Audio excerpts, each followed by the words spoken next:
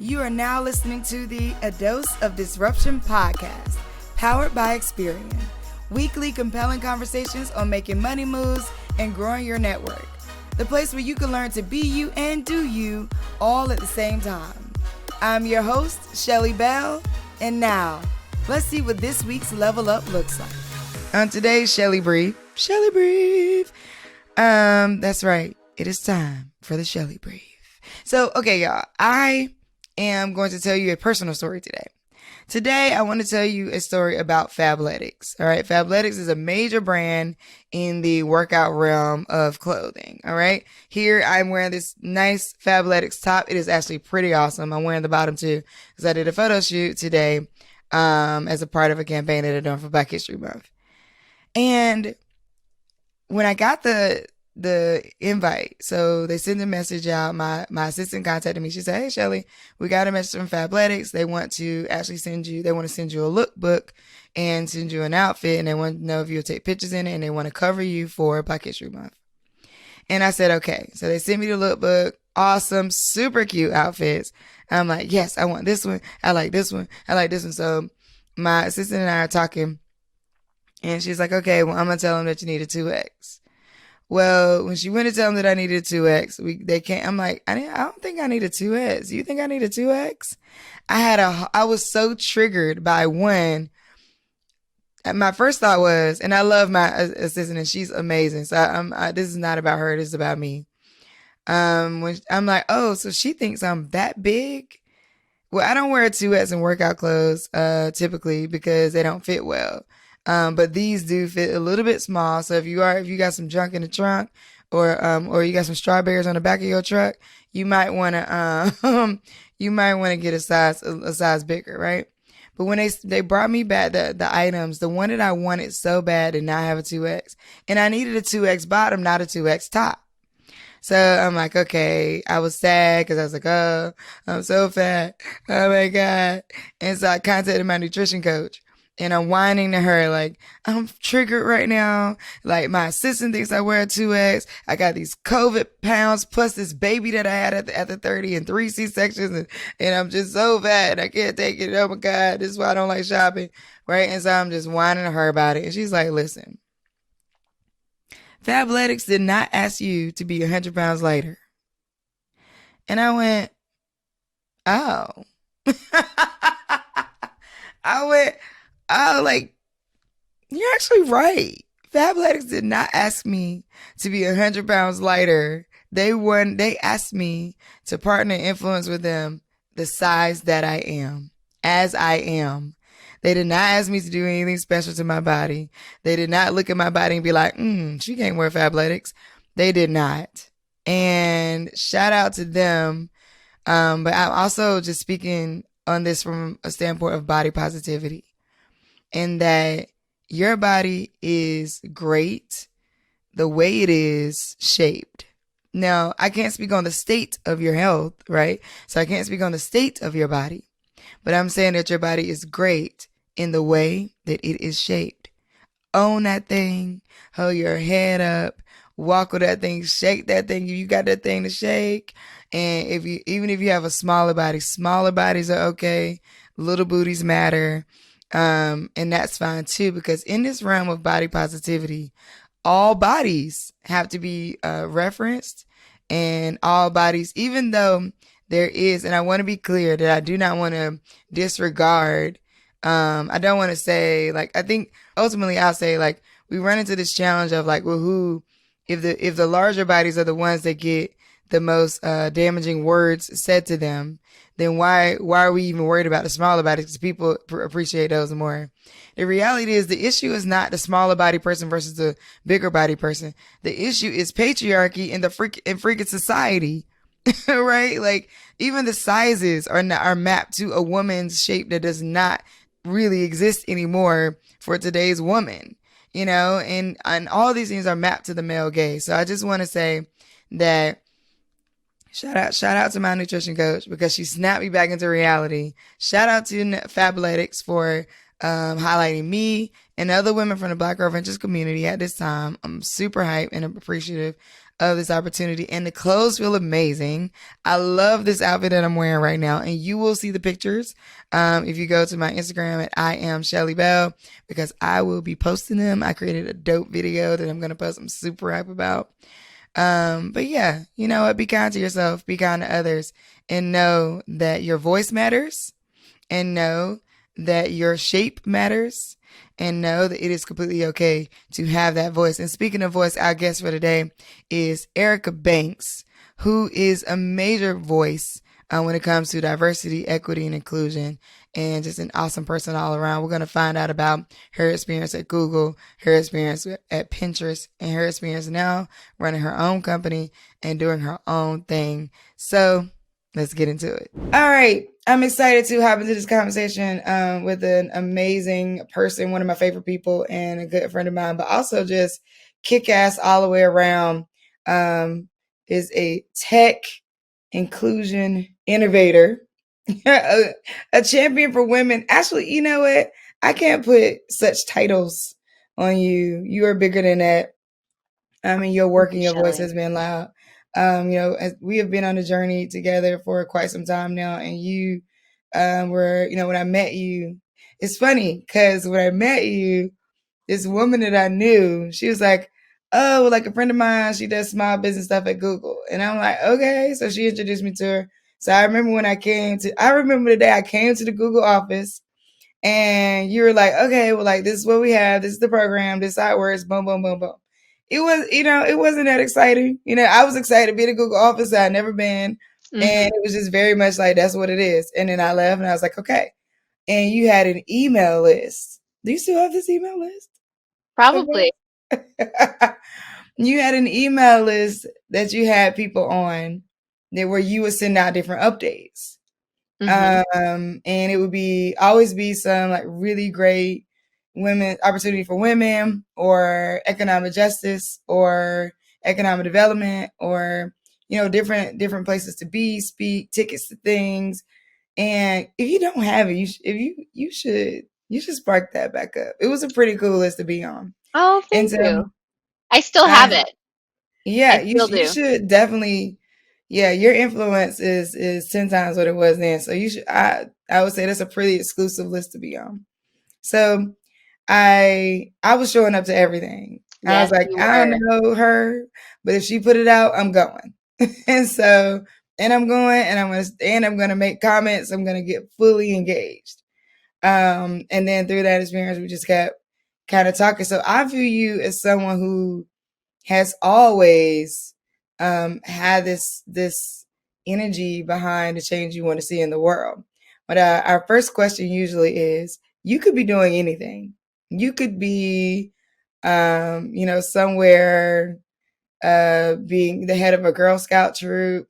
You could be somewhere, trekking through the mountains and, discovering new forest lands. You could be, studying space. You could be doing anything. Why inclusion in tech? I've been thinking about this question a lot from a few different angles. One, purpose. I think we should all be reevaluating our purpose regularly, right? And like whether we are aligned with it, whether it still speaks to us, whether we are walking in our purpose.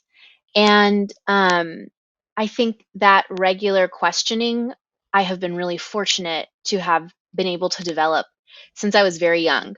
I grew up Jehovah's Witness, and while I do not align myself with any religion as an organization, so many of those values of spirituality and spiritual research and practice and conversation with God and the way to dialogue very much inform how I reflect. And then I got to develop those skills further in college at Seattle University, which is a Jesuit university. And I was a Sullivan Scholar, which was their full scholarship that they offered. But beyond the money, what was most powerful about that program is that they had us go through the spiritual exercises of St. Ignatius and how he Mm. developed the Jesuit order. And, while I am not Catholic, and while that may seem very specific to a Catholic experience, actually George Lucas was inspired by the Jesuits when he created the Jedi and that notion of the Force. that sense of purpose and power within us, is derived from the Jesuits. So all of that is to give context to that question for me, is that we should always be walking in our purpose. And I realized very early on, and have been able to continue to do the searching to see, like, does this still fit with me? Is that very simply, if we can do good, we must. And I truly believe that at the end of the day, the world and the purpose of being here in this world is to do right by each other and to live well and in harmony. And I believe very much in the words of Dr. Martin Luther King Jr. that the arc of the moral universe bends towards justice, and it's long, but that is the direction it bends. And obviously, it's not a direct quote, but you get the idea. And in terms of my work as a tech expert and inclusion innovator, the title I've given myself, I came to this place because going back to high school, I was very conscious of my relative privilege as someone who's mixed, as someone who identifies as Black but is light skinned and is perceived differently than my Black relatives, my Black brother, my Black father. Um, and also growing up at a time where people were very much like, oh, racism, we left that behind in the 60s. We have the Civil Rights Act. And if you wanted to talk, like, why do you want to talk about race? Why do you want to care about this stuff? We've moved on. Obviously, the data shows it's not true. But I very much believed that in high school, thinking about a career, I was like, well, I care about these issues. They're so important to me, but I don't want to be pigeonholed. And so I actually avoided talking about race for a Mm. very long time. I avoided letting my identity inform my work. It was very much about keeping those things separate. And then after the killings of Freddie Gray, of Michael Brown, of Tamir Rice, of Alton Sterling, of Philando Castile, after year of this, I was finally at Google and not embracing their value of bring your whole self to work, because I was like, sure, they say that, but if I do, they're going to fire my Black butt. And we were having a conversation about the killings of Alton Sterling and Philando Castile. And in that moment, I realized, you know what? It's time to bring my identity into this place. And I spoke about my experience growing up as a Black woman in America, and especially watching my brother and my father be demeaned and abused by the police. And that was the catalyst for me to embrace talking about race, for recognizing it is not a pigeonhole, it is an opportunity, but more importantly, it is the most important issue facing our country and our society. And that was the catalyst for the rest of my career and has taken me to places I never thought possible. So it's been the opposite of a pigeonhole. But more importantly, it is my responsibility. I think it's all of our responsibility to get involved in restoring equity in every space we occupy. And that is now my mission. I love it. I mean, the idea of like identity informing your work is so strong.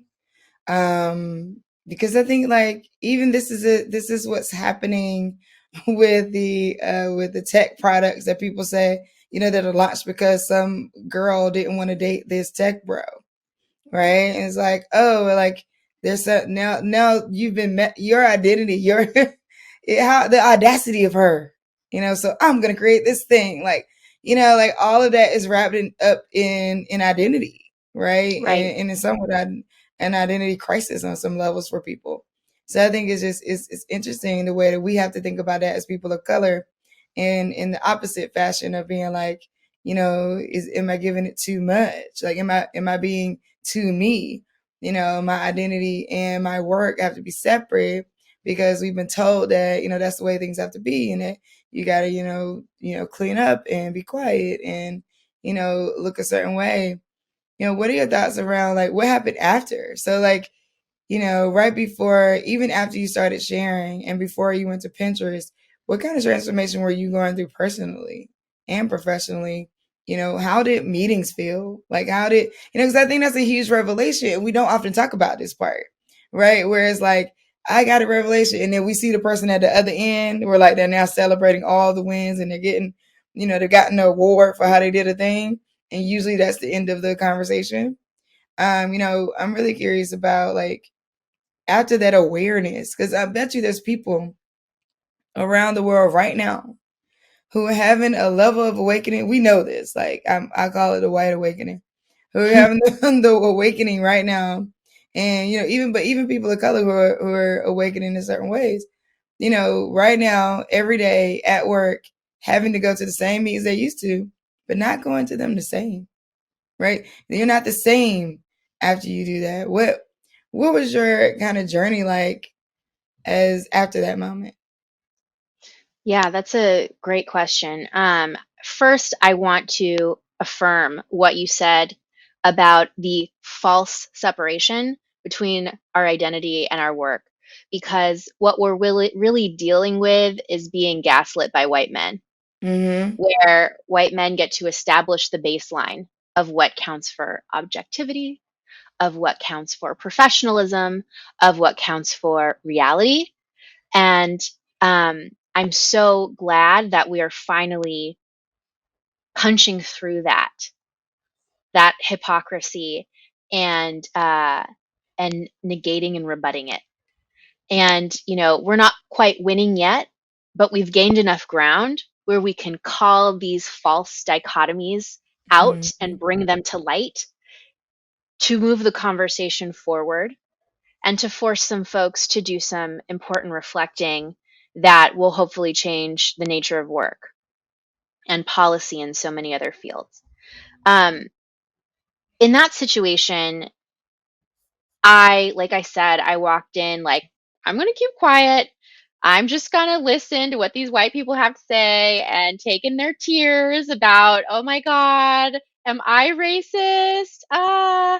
And I really was keen to keep my personal experience separate. I say to like kind of, in the family, I can admit that in many ways I was sort of seen as an accessible black person. And I think I've benefited from that. And what I mean by that when I say that is that I have the phenotype, I'm a little lighter, I'm mixed. I have been educated in predominantly white institutions.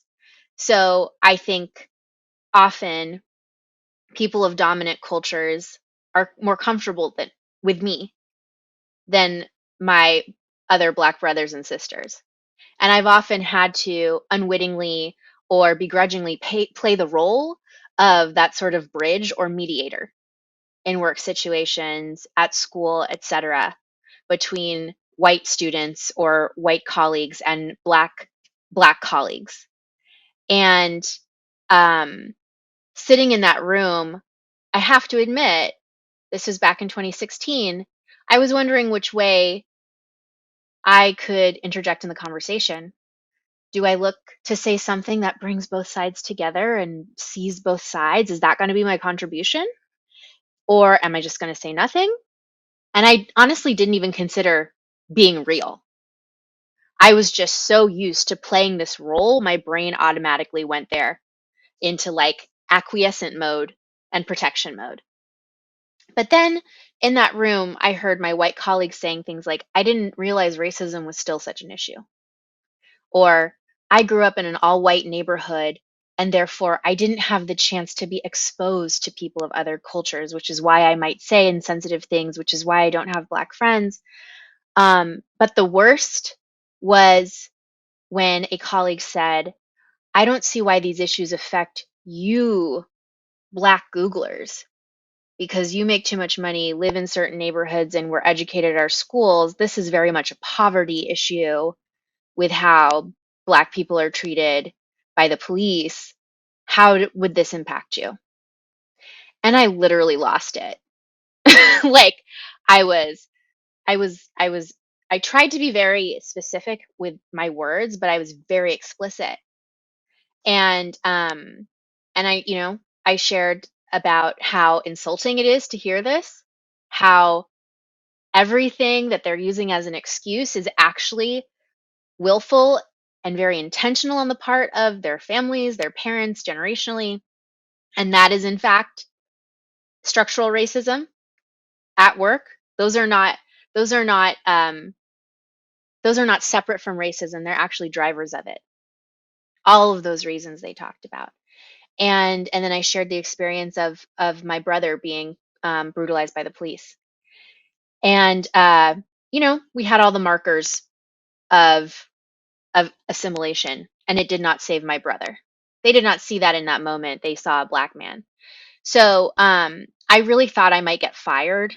I thought that a lot of my white colleagues wouldn't want to talk to me anymore, at least.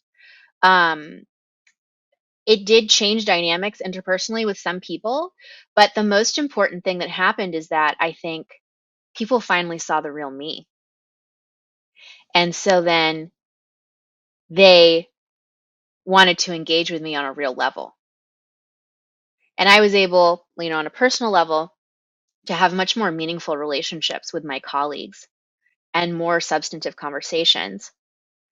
On the programmatic kind of professional side of things, my director heard about what I had to say. And he was an Asian man that grew up in a predominantly white city in Ohio. And he could relate to what I shared. And he shared that as a child, he developed ulcers because he was abused so often by his classmates. He stopped smiling in elementary school because of the racist abuse he endured. And so, I would have never learned that about my director, who I had been working for over a year, right? Unless I had taken that step to share that story.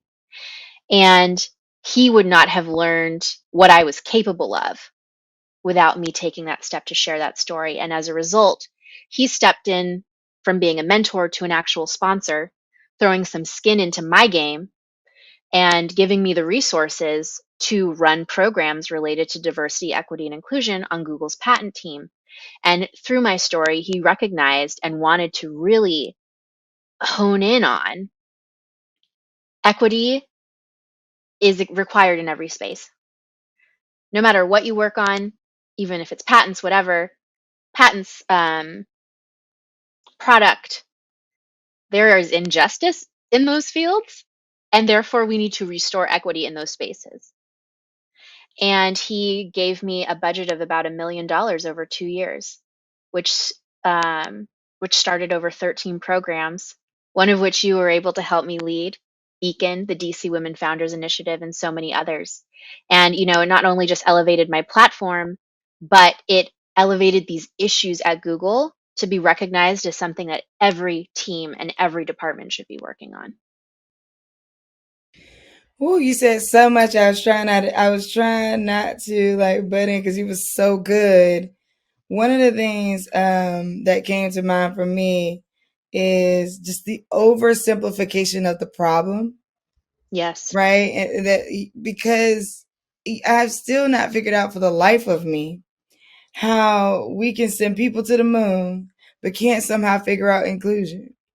Like, so, we love to call people geniuses when they can do things scientifically, but this is also a social emotional issue. So it's like, what is going on? This is human behavior, right? That needs to be course corrected in so many different ways. So the oversimplification of like, oh no, it can't be you because you live near me. It can't be LeBron James with the N word written on his house, right? And then Yep. even the like patriarchy perpetuating itself and white supremacy perpetuating itself throughout society. It couldn't be Tiffany Haddish being asked to speak for free by the Grammys. Like, oh no, we Right. couldn't do that to a woman. Like, when I did the creative brief after that came out, I'm like, oh, you thought it was because nobody knew you. You didn't know it was because you were a woman that they wasn't gonna pay you to speak. Oh, got it. Tiffany Haddish got it. Like this, like, it is just crazy. And what I love about your director jumping in is what I call like equity enforcing. So Mm, there's one thing to say like, okay, yeah, equity, everybody should do it, and then throw some, dollars at the problem, or do a quick reorg, or have a couple hiring efforts. But who is actually internally enforcing equity? exactly. What does that look like? That's a great segue into us chatting about your experience at Pinterest. I know you and a colleague recently came out with your comments about the internal behavior at Pinterest and how that affected you as a person of color. Tell us a little bit about that. Absolutely. I think, I want to help answer that question, two things come to mind. One is accountability. We do not get equity, we do not get justice without accountability. There's no reconciliation before truth.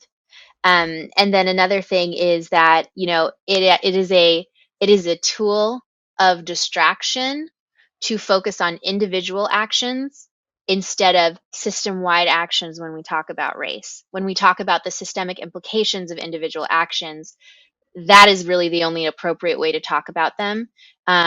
Reducing everything, like you said, to an individual's behavior allows the system to perpetuate unperturbed. And that is really what I experienced at Pinterest, a lack of accountability and a system that relied on individual assumption of good intention over any sort of attempt to create a culture or system change that was needed. So I was actually poached from Google to Pinterest to start their DC office, lead federal affairs. And they had and this is just like so terrible. But just like, of course, kind of ironic, I guess, that they had the gall to tell me that they wanted to bring me on because they so admired my work in the Black community and they wanted to bring that element to Pinterest. So they have been undergoing a bit of a marketing and kind of creator push to bring more content creators onto the platform, and they wanted and small businesses and to create the platform to make the platform more business friendly. And so they wanted me to help them bring on Black small businesses, as I had done at Google, where I was the Black small business liaison in addition to my other roles. And I was like, this is amazing. Like, this sounds great. This is progress. Like, this is how it Mm-hmm. goes. But I've learned that if something sounds too good to be true, it likely is. Very early on, there were just real structural integrity issues at the platform, at the company that I found out, security issues in which, my colleagues, all women, were doxxed. So their personally identifiable information was leaked online by a pro-life, anti-abortion advocate who is a 24-year-old white man. What skin in the anti abortion game he has to play, I have no idea. But he felt he had a role to play. He was an engineer at Pinterest at the time, and he leaked confidential information because he did not appreciate that my Black woman colleague was looking into removing white supremacy from the platform. And he threw into the mix another Black woman and a white woman he assumed was a lesbian due to her short haircut and tattoos, to the wolves of the online right wing trolls, and abusers who dox people. And my response was, I actually predicted this would happen, given that we were told that there was a leak, and I was shut down immediately by the deputy general counsel. He said, there's no proof this might be happening, so let's not worry about it, basically. And Aerica, specifically, stop replying on this thread. This was 1 month in. Okay, that Oh was my my first goodness. month. And it just kind of spiraled downhill from there. But what has been most difficult is the constant gaslighting I experienced. And I know for sure that I wouldn't have experienced this if I were a white man.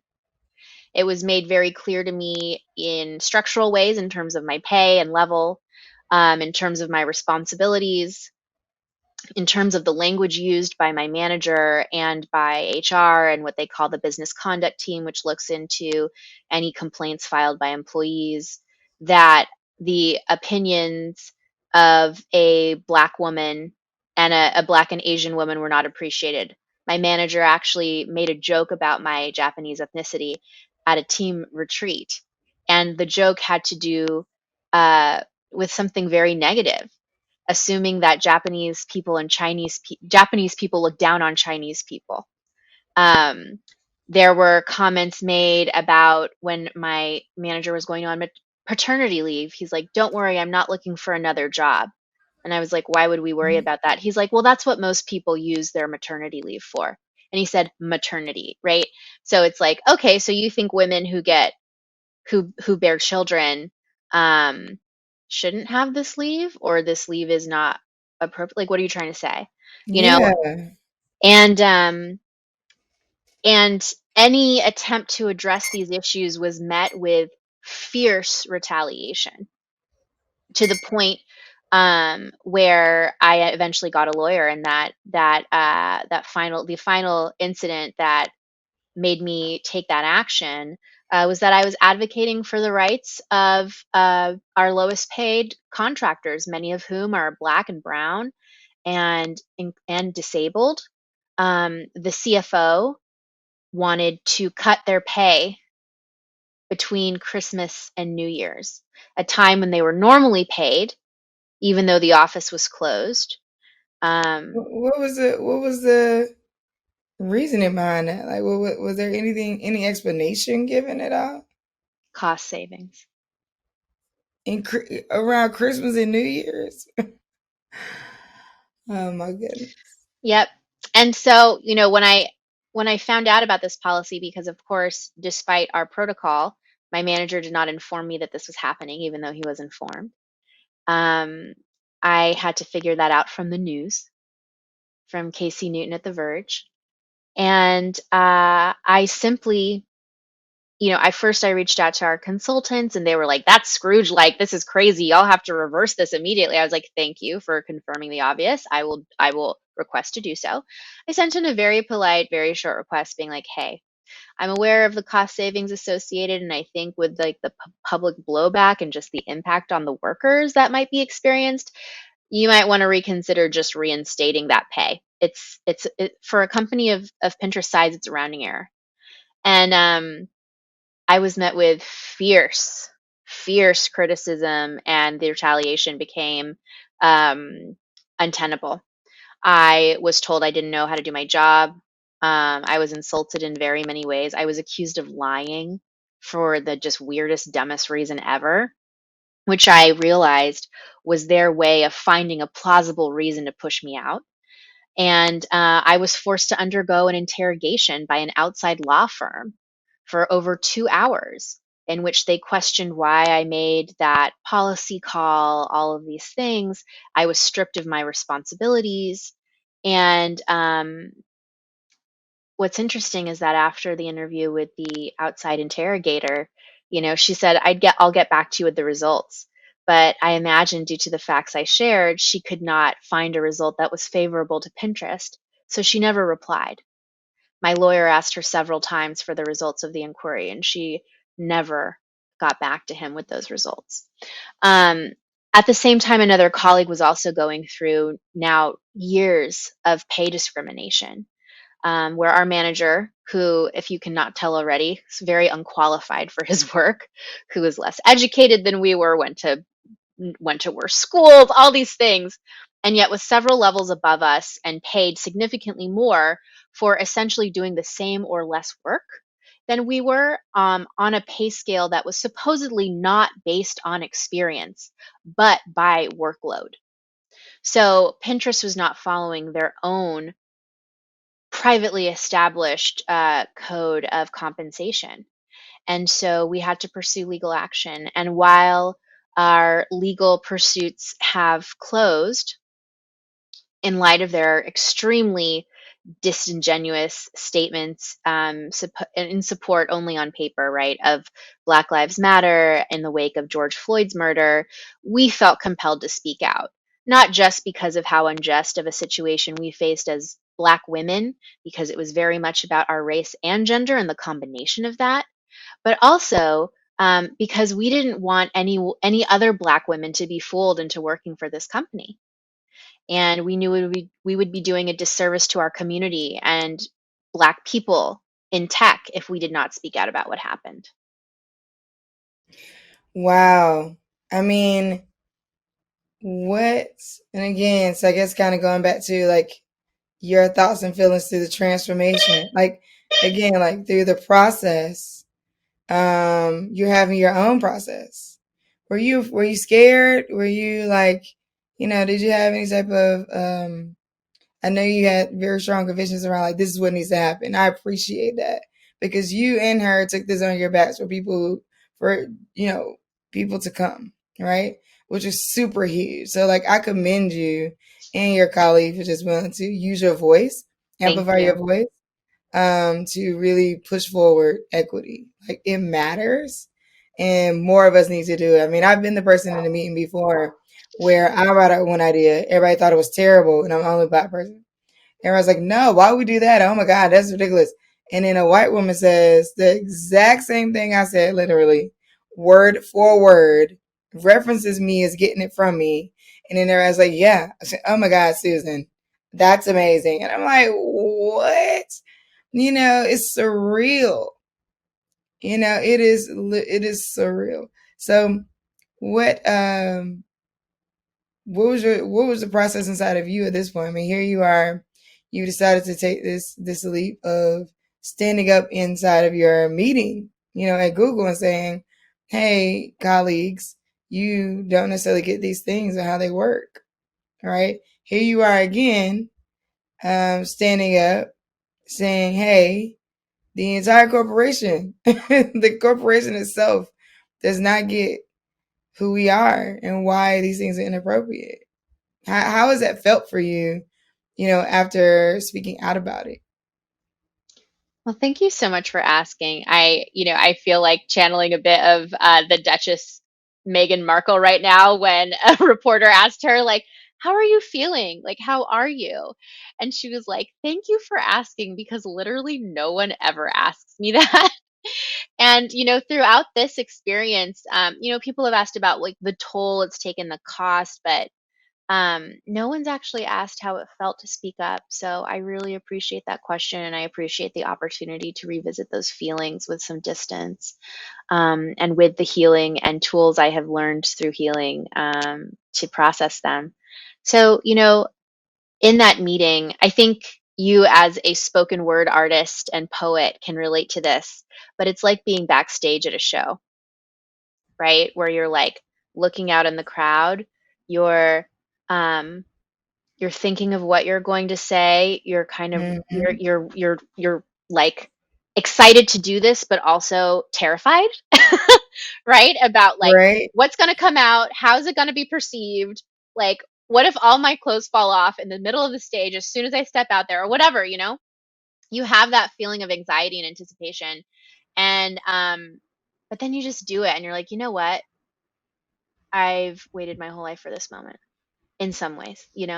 And so in that meeting, similarly, it was like, oh my God, I think like sitting there listening to everyone and just like feeling that rage boil up inside of me was worse than actually speaking. Because once I did, I mean, I say this so often, your story is all you have. Our story is all we have. You strip it all away. It's our experiences and how we've processed them that make us human, that make us that make us the skilled people we are in whatever we do, that guide our decisions. And no one can take your story away from you. Hmm. No one can tell your story but you. Hmm. And um, so sharing that, finally just opening my mouth and letting it out was one of the most natural things that I've ever experienced. It was like a flow. And of course, the aftermath, I was like, whoa, what did I do? But in the moment, I felt like, oh, this is what speaking truth to power feels like. It's where your story comes alive in your voice. Now, speaking out about, oh, sure, please, please feel No, free to no, I was interject. just saying, I was just gonna say that's super powerful back to the identity informing purpose. And just taking the space to go ahead and speak out. Like you said, speaking truth to power and what that means and how that then sets you up for the next wave of things, which is where I was about to go. But you go ahead. What were you gonna say?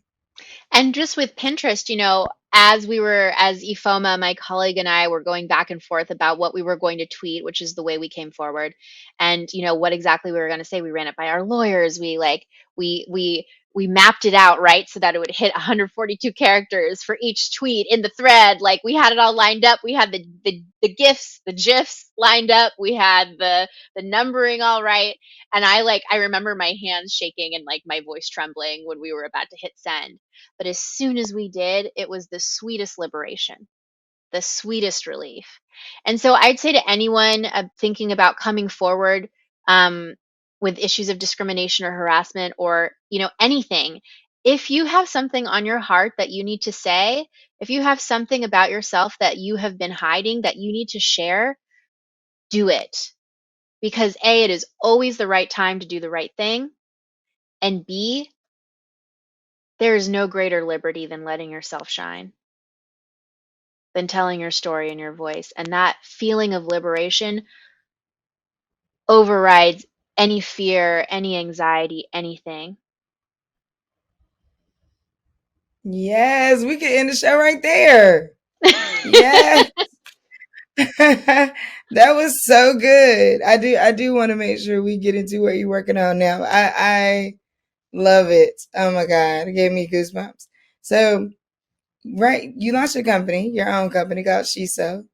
So tell us a little bit about where you're working on now and then what is next for you. Now, looking at this journey that you've just shared with us today, which is amazing. There's a thread of consistent empowerment, next level empowerment. Like you are definitely on a journey, my friend. Like you are on this Thank you. wave, um, this never ending evolution that you are honoring, and it's so Thank you. powerful because sometimes it's hard to honor that, like you talked about. And I love how you talk about the moment where you're like nervous and you talk about the moment where you push through, because I think having that balance of understanding that, like, do it scared. I always say it's like walking in the room where the lights are off. What's the first thing you do? You're feeling for the light switch, or you're running Mhm. for the light switch. Well, Mhm. nowadays you can just say, "Hey Alexa" or Google, turn the lights on. Right? but but imagine that that's the way you do want to set up what it looks like for you to be the priority, what it looks like for you to be, completely operating your purpose, is that you can, use your voice to say, turn the lights on, and Mm. then that thing will happen. So, but tell us about Shiso, and what you're doing now, and what are you going to be working on over the next couple months?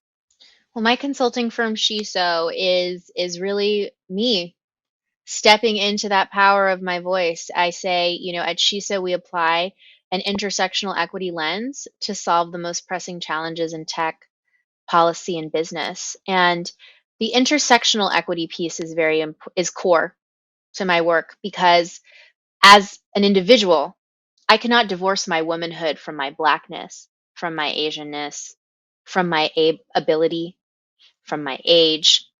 We come as complete complex packages when we arrive in the world, right? When we are present in the world. And yet, so often society and companies, our workplaces like to divide us into our smallest parts, and also like to categorize us so that we divide against each other. And so what we do at Shiso is, it's about taking in every aspect of my identity that informs who I am, has shaped every situation I've faced, and has resulted in the expertise that I have and the very nuanced and particular perspective I have that has resulted in success in my corporate life, in my nonprofit life, etc. But that's a lens that we all have. And so what I try to do is empower my clients just to think comprehensively and holistically about all of the aspects that they bring to the table as people, but also in their work, and how their work will impact people in all of those ways. So projects have included, public health research on how structural racism is present and unfortunately thriving in every part of the access to medicine system, from development to distribution. It looks like conducting and creating equity audits for companies and nonprofits. It looks like advising on curriculum development for small businesses. It looks like research into how small businesses have been impacted by the pandemic, especially Black and Latino and women business owners. So it's taken a variety of forms, and one of my most favorite is the individual coaching I do for women who are up against a unique set of challenges when they're looking to advance their careers.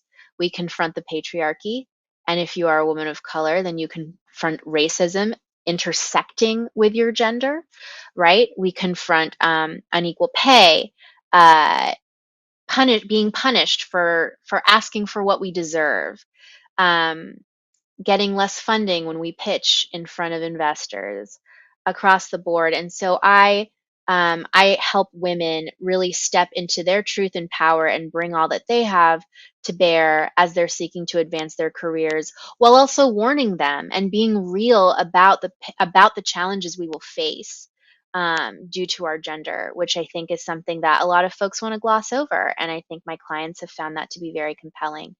Um, so the work of Shiso is just rooted in equity at its core. And I think, like I realized at Google with my director, equity is both denied and deferred in every single field, in every single space. And therefore, we need to restore it in every space.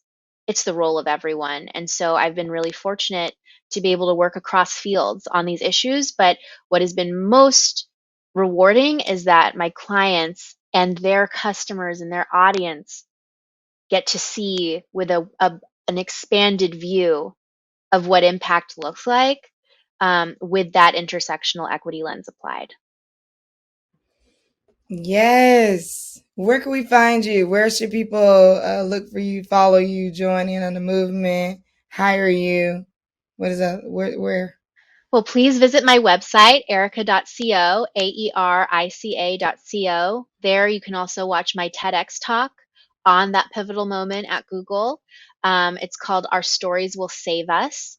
And feel free to reach out through my website. And then you can also find me on all social media platforms at Aerica Shimizu, ERIKA SHIMIZU.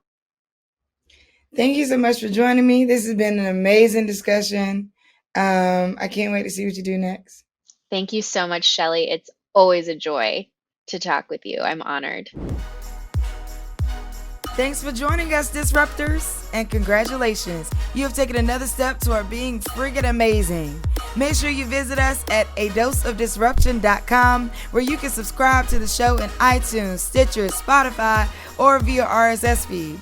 Rate and subscribe if you're all the way live. Rate and subscribe if you're all the way live. That's right. Tell a friend, rate and subscribe to keep us all the way live. And come back next week so we can disrupt some more shit.